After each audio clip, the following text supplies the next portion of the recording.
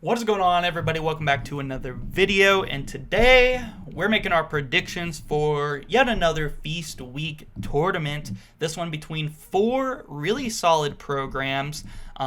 Three of these teams are almost locks at this point already based on what we've seen to make March Madness. Virginia, you never know. There's not too many teams loaded at the top of the ACC, so it's possible that they could maybe sneak in there as well. And who knows, with some solid performances in this tournament, they can really boost their stock as far as getting these quad one wins for the March Madness tournament. So look out for UVA, the scrappy defense. No more Tony Bennett, retired out of nowhere, but they are undefeated up to this point in the season with a win over Villanova.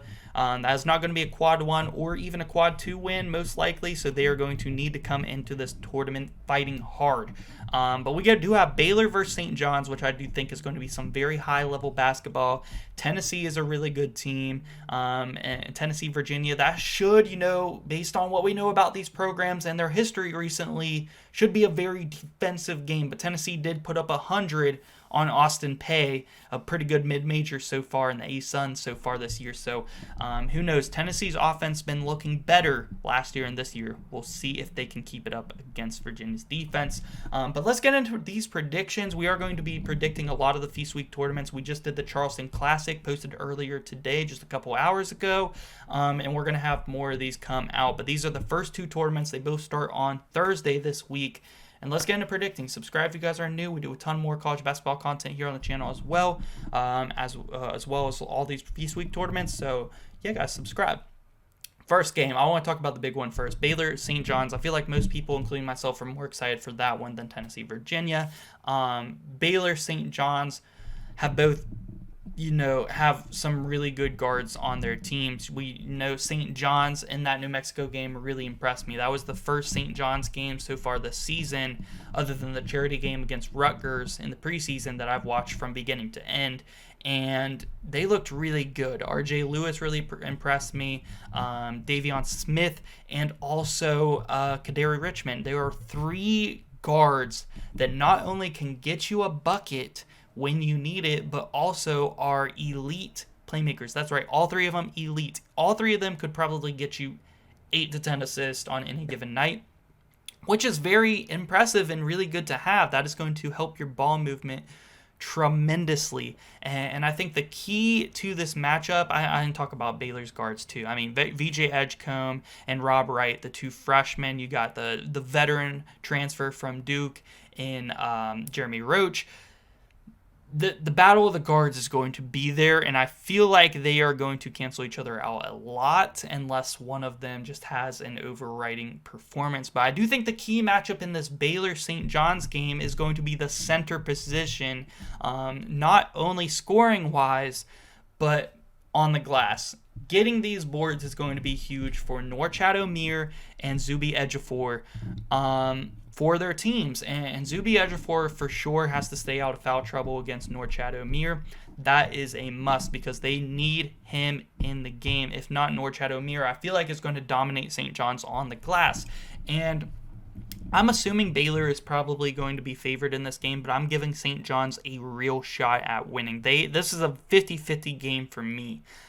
In my power rankings, I'm pretty sure I actually had St. John's 2 spots ahead of Baylor yesterday. I'm pretty sure I had St. John's at 14, Baylor at 16.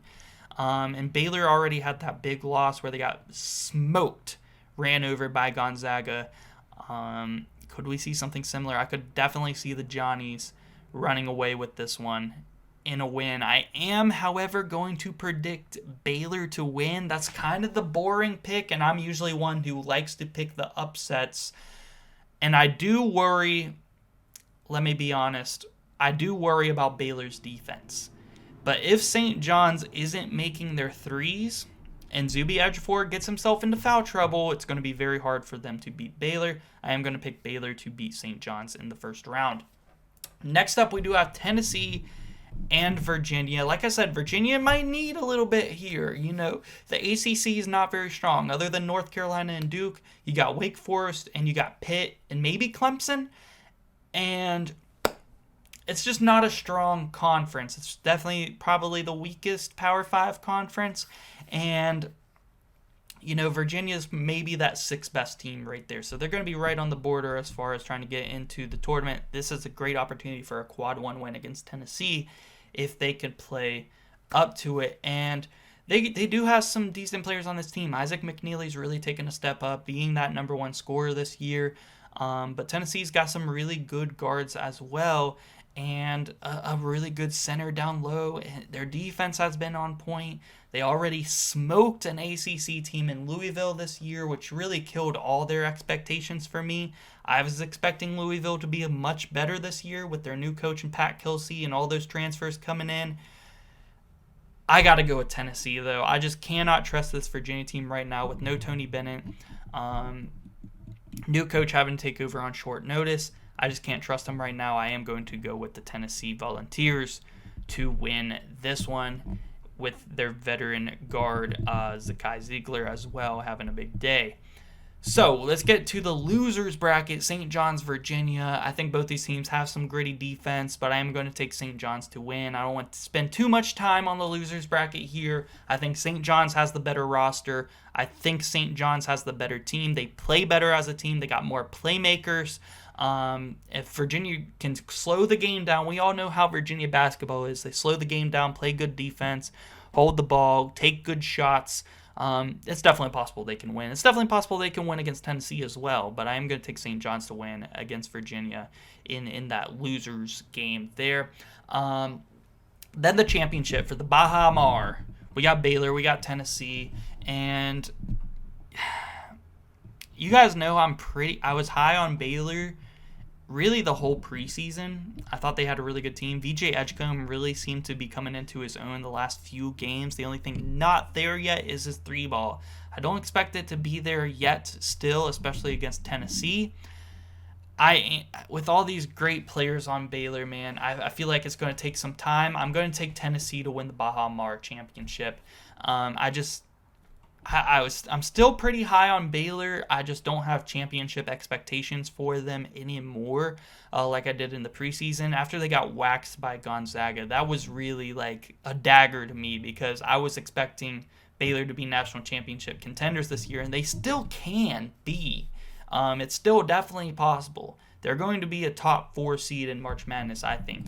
But it killed a lot of my expectations for them, and I worry about their defense. I don't really worry about Tennessee's defense. I'm going to take Tennessee to win this game. And Tennessee's got some pretty good big men play that they've gotten this year from Igo Miocic. And I think the X factor in this game is going to be Chaz Lehner. Chaz Lehner goes off. Give me Tennessee to win it all here in the Baha Marh. So let me know who you guys think is going to win this stacked field of 4 in the Baha Marh. And let me know which Feast Week tournament you guys want to see me do next. And yeah, guys, make sure you guys enjoy these games. It's going to be fun. Subscribe if you guys are new. If you guys are college basketball fans, this is the place to be. And yeah, guys, thank you so much for watching.